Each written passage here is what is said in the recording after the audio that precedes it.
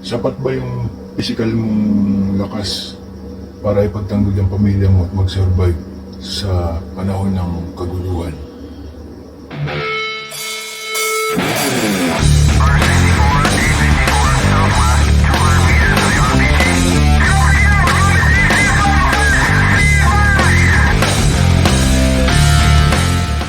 Magandang araw mga buddy. So, senaryo tayo, no? Halimbawa, nagkaroon nga ng kaguluhan, nagkaroon ng digmaan, huwag naman sana. Pero kung nagkaroon nga, ayan na, nagkagulo ng paligid, nag-collapse ng paligid, sapat ba yung kakayahan mo physically para ipagtanggol ang iyong pamilya at mag-survive kayo sa panahon ng kaguluhan o ng digmaan? Yun ang pag-uusapan natin ngayon. Siyempre, kahit na ikaw ay kumpleto sa supply, meron kang source ng pagkain, ng tubig, gamot at iba pang material na supply, eh hindi yun sapat kung hindi kondisyon yung katawan mo para sa mga high stress na pagkakataon tulad ng ganung klaseng kaguluhan. So, dapat naka-prepare din yung katawan natin. Paano ba makukondisyon ang katawan natin? Kung ikaw ay physical yung trabaho mo, halimbawa ikaw ay construction worker, yung mga ganun, yung mabibigat ang trabaho, buhatan, eh advantage ka na. Kasi malakas yung katawan mo malakas ka na eh. Pero, imposible na wala ka pa rin weakness physically. May mga construction worker tayo na malakas nga sa buhatan pero mahina naman sa takbuhan dahil mahina yung cardio, bilis mahingal, ganun, mabilis hingalin. So, dapat kilalanin din natin yung ating katawan, suriin natin yung ating physical na lakas at kung saan tayo mahina, eh yun yung i-improve natin.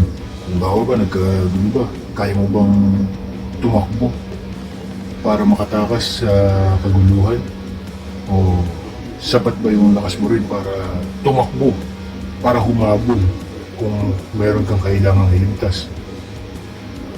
Kaya mo bang magbuhat ng mga bagay-bagay kung kailangan mong lumikas? Yung mga ganung bagay dapat kinukonsider natin mga buddy. So ano bang best way? Kailangan natin mag-workout, syempre.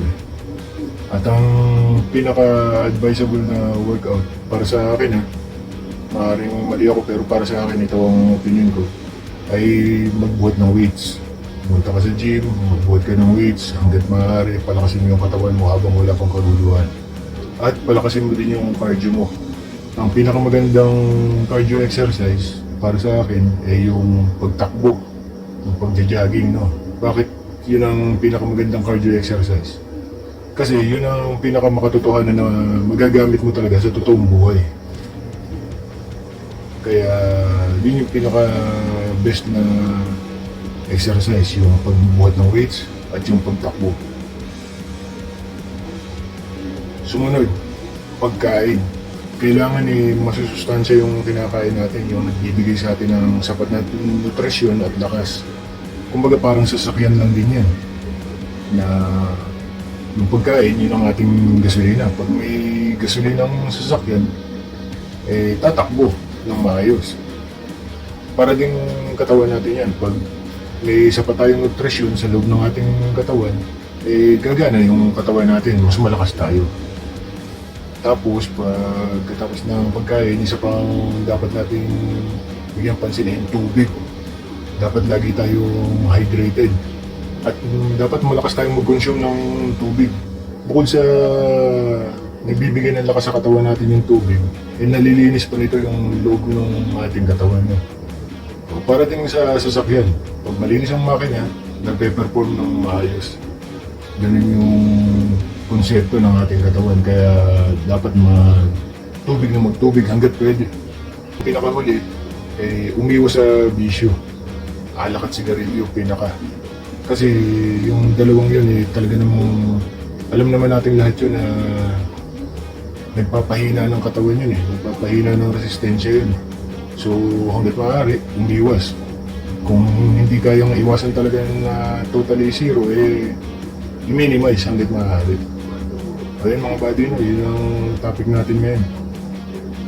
Palakasin natin ang katawan natin para sa panahon ng kaguluhan. Mag-workout hanggat maaari. Suriin natin yung katawan natin kung saan tayo mahina. Bigyan natin ng special na attention yun para mag-workout natin kung saan banda tayo mahina. Palakasin natin yung ating katawan sa pamamagitan ng pagbubuhat ng weights at pagtakbo para malakas din yung ating cardio. Kumain ng masustansya at umiwas sa bisyo. Uminom ng maraming tubig. Ingat mga buddy, yun lang.